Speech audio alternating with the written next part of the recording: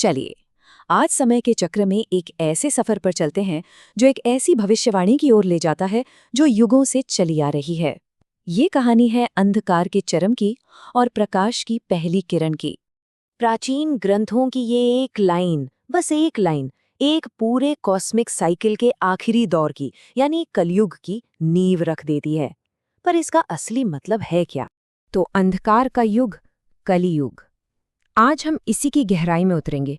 ये है क्या, इसके संकेत क्या क्या बताए गए हैं, और सबसे जरूरी, इसका अंत कैसे लिखा गया है। देखिए, हिंदू धर्म ग्रंथों के हिसाब से समय सीधा नहीं बल्कि गोल घूमता है, एक साइकिल में। और कलयुग इस साइकिल का वो आखिरी और सबसे मुश्किल दौर है, जिसके बाद सृष्टि फिर से नई होती है। ये वो वक्त है जब धर्म के 4 पिलर्स होते हैं ना, सत्य, तप, दया और दान, उनमें से बस सत्य ही थोड़ा बहुत बचा रह जाता है। और ये टाइमलाइन, जरा सोचिए, 4,32,000 साल। शास्त्र तो यही बताते हैं कि कलयुग इतना लंबा है, और हम तो अभी इसके बस शुरुआती दौर में ही हैं। अब सवाल ये उठता है कि इस युग को कोई पहचानेगा कैसे। महाभारत में इसकी एक बड़ी दिलचस्प कहानी मिलती है, जहाँ पांडवों ने खुद अपनी आंखों से भविष्य की ये संकेत देखे थे। तो हुआ ये कि पांडवों के मन में भी यही सवाल थे, यही चिंता थी। वो गए भगवान श्री कृष्ण के पास, और श्री कृष्ण ने उन्हें एक बहुत ही अनोखा काम दिया। कहा कि जंगल में जाओ और देखो कि क्या क्या अजीब घटनाएं हो रही हैं, वही घटनाएं आने वाले युग का सच दिखाएंगी। तो अर्जुन ने जो देखा वो बड़ा हैरान करने वाला था। एक पक्षी जिसके पंखों पर वेद लिखे हुए हैं, पवित्र ग्रंथ, लेकिन वो खा क्या रहा है? मांस। ये असल में उन ज्ञानी लोगों का प्रतीक था जिनके काम उनके ज्ञान से बिल्कुल अलग होंगे। मतलब धर्म का इस्तेमाल सिर्फ पैसा कमाने के लिए किया जाएगा। और भीम ने जो देखा वो तो आज के जमाने के लिए एक बहुत गहरी चेतावनी जैसी है। उन्होंने देखा कि माँ बाप का जरूरत से ज्यादा प्यार, उनकी ममता ही बच्चों को आत्मनिर्भर बनने से रोक देगी। उनका प्यार ही उनके रास्ते की सबसे बड़ी रुकावट बन जाएगा। फिर सहदेव ने एक और अजीब चीज देखी। बहुत सारे कुएं हैं, पानी से लबालब भरे हुए, लेकिन उनके बीच में जो सबसे गहरा कुआं है वो बिल्कुल सूखा पड़ा है। ये दिखाता है एक ऐसे समाज को जहां लोग अपने आसपास के जरूरतमंदों को देखकर भी अनदेखा कर देंगे। स्वार्थ, सेल्फिशनेस ही उस युग की पहचान बन जाएगी।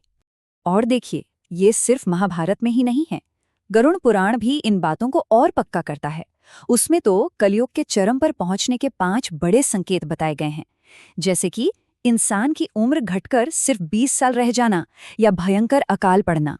तो ये सारे संकेत इशारा करते हैं एक ऐसे वक्त की तरफ जब अधर्म अपने पीक पर होगा, जब चारों तरफ सिर्फ केओस, सिर्फ अराजकता होगी। ये वो दौर होगा जब इस युग का जीता जागता रूप असुर कली पुरुष राज करेगा।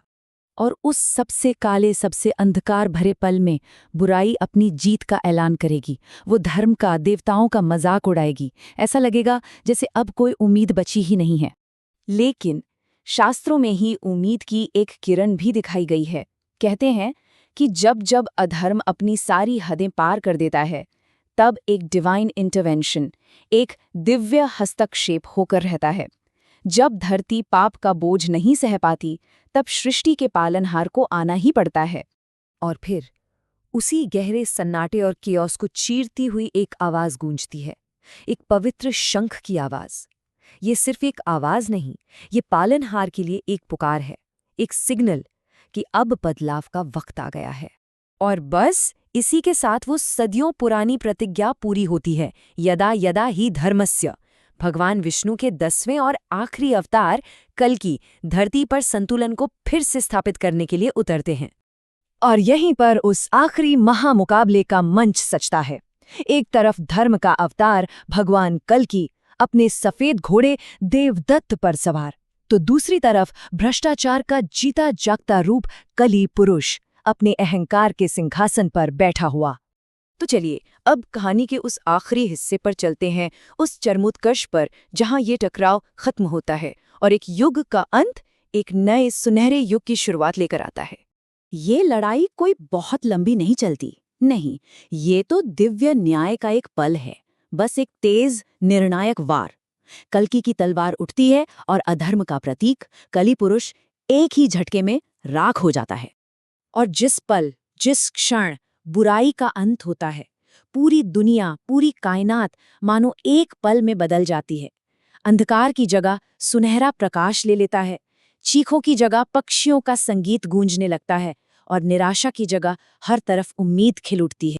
तो इससे हमें ये समझ आता है कि कलयुग का विनाश असल में सिर्फ एक अंत नहीं है, ये तो एक जरूरी शुद्धिकरण है, एक नए स्वर्ण युग के उदय के लिए। ये आगमन है सत्य युग का। और ये पूरी कहानी हमें एक बहुत गहरे और शाश्वत सत्य के साथ छोड़ जाती है। यतो धर्मस्ततो जया, यानी जहां धर्म है वहीं जीत है। चाहे लड़ाई कितनी भी लंबी क्यों ना हो, कितना भी घना अंधेरा क्यों ना हो, आखिर में जीत हमेशा हमेशा धर्म की ही होती है।